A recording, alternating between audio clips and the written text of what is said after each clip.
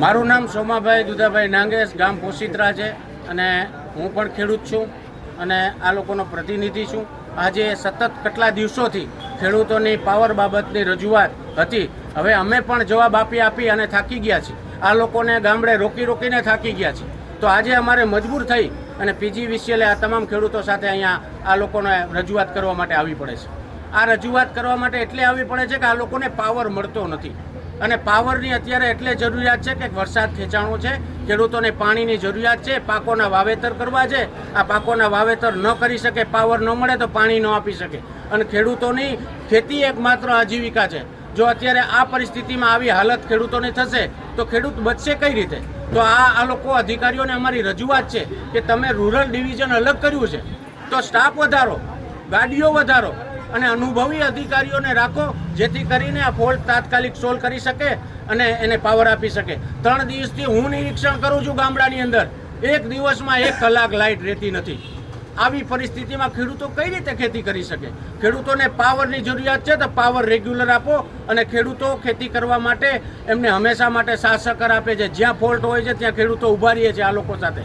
તો એમની પાસે અમે આશા રાખીએ છીએ કે તમારા લેવલથી તમારે જે ઘટતું કરવાનું હોય એ વહેલી તકે કરો. જો ખેડૂત મરી જશે પછી તમે ઘટતું કરશો તો એનો કોઈ મતલબ રહેતો નથી.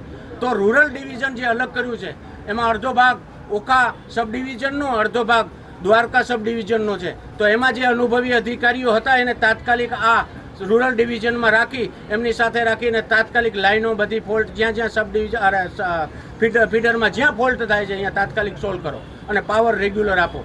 ખેડૂત છે જગતનો તાત છે, આને બચાવવો ખૂબ જરૂરી છે. અત્યારે ભગવાન રૂચ્યો છે, તમે અધિકારી તરીકે તો દયા રાખો અને ખેડૂતોને પાવર રેગ્યુલર આપો એવી અમારી નમ્ર વિનંતી સાથે આજે અમે રજૂઆત કરવા આવ્યા છીએ. પણ આજે અમારી નમ્ર રજૂઆત છે, કાલે અમારી ધીરજ ખૂટી જવાની છે. ખેડૂતોને કેટલું અમે ધીરજ રાખશું? ખેડૂતો કેટલું ધીરજ રાખીને તમારા સામે વ્યવહારથી વર્તન કરી શકશે? તો કાલે જો આ પ્રશ્નો સોલ્વ કરવામાં નહીં આવે, તાત્કાલિક આના ઉપર પગલાં નહીં લેવામાં આવે તો મોટી સંખ્યામાં અહીંયા ખેડૂતો ભેગા થવાના છે અને જો ગાંધી ચિંધ્યા રાહે આંદોલન કરવા પડશે તો આંદોલન કરવાની પણ આ ખેડૂતોની તૈયારી છે. કેમ કે એમનો હક છે કે એમને પાવર રેગ્યુલર આપે. સરકાર ઉપરથી કહે છે કે 24 કલાક પાવર, પણ ખરેખર આ લોકો PGVCL વાળા આપતા નથી.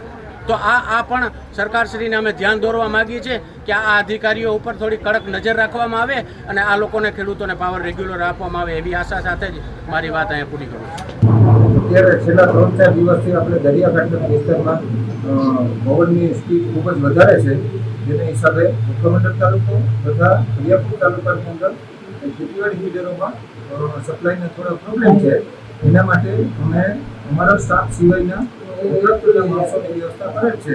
તેમ છતાં પણ હજી આ પવનની સ્પીડ વધારે હોવાથી ખેડૂતોને સપ્લાય વ્યવસ્થિત મળી રહે એના માટે અમે વધારે ખેડૂતો, વધારે કોન્ટ્રાક્ટરના માણસો અને વાહનોની વ્યવસ્થા કરીએ છીએ. તેમજ શક્ય એટલા વધારે સ્ટાફને અને ડિવિઝન લેવલે પણ અમે મોનિટર કરી અને ખેડૂતોને ગામડાઓમાં સપ્લાય વ્યવસ્થિત બંને તાલુકામાં મળી રહે એ માટેના પ્રયત્નો કરીએ છીએ. નહીં, અમે રેગ્યુલર મેન્ટેનન્સ અમારા કોન્ટ્રાક્ટરને અમારા માણસો દ્વારા મેન્ટેનન્સ કરવામાં આવતું હોય છે. પણ હાલમાં આપને બધાને ખ્યાલ છે કે પવનની છેલ્લા 3-4 દિવસથી પવનની સ્પીડ અતિશય છે, જેના હિસાબે કોઈ જંપર, કોઈ ઝાડ અડતું હોય એના હિસાબે ફોલ્ટનું પ્રમાણ વધારે છે. બાકી રેગ્યુલર મેન્ટેનન્સ તો કરતા હોય છે.